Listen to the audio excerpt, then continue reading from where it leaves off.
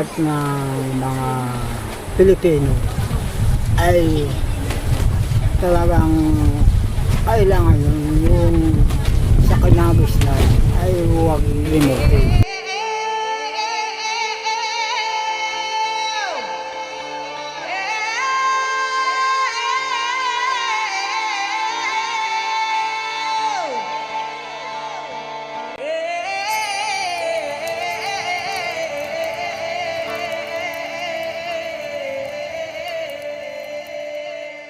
According to the International Work Group for Indigenous Affairs, the number of Philippine indigenous people remains unknown, but the conscious indigenous population thus continues to be estimated between 10% and 20% of the national population of 100,981,437, based on the 2015 population census. Indigenous people are a group of people or homogeneous societies identified by self-ascription and description by others, who have continuously lived as organized community on communally bounded and defined territory, and who have, under claims of ownership since time immemorial, occupied, possessed customs, tradition, and other distinctive cultural traits, or who have, through resistance to political, social, and cultural inroads of colonization, non-indigenous religions and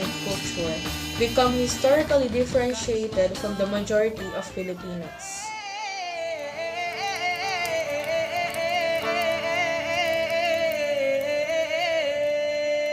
Anong mga problema ang kinaharap ng mga Dumaget, sir? Yung sa una nga, ang unang-una talagang problema kinakaharap ng una yung discrimination.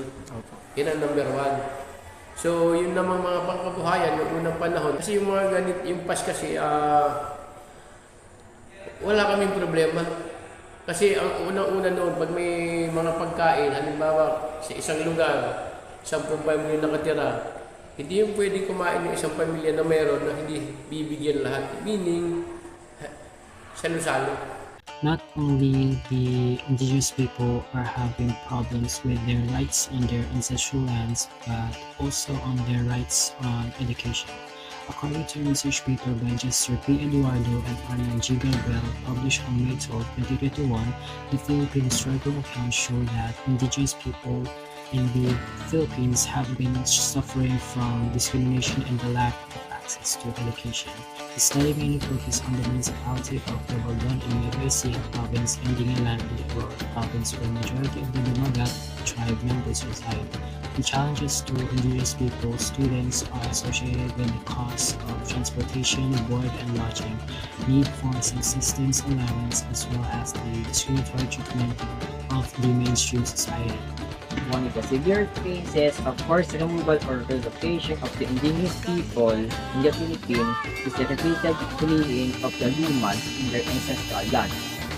In the southern region of Mindanao, among the 14 million indigenous people living in that region, Lumads are the largest ethnic group in the region that comprises of the conjoined 18 different ethnic groups that will range from the 2 million total population according to the data.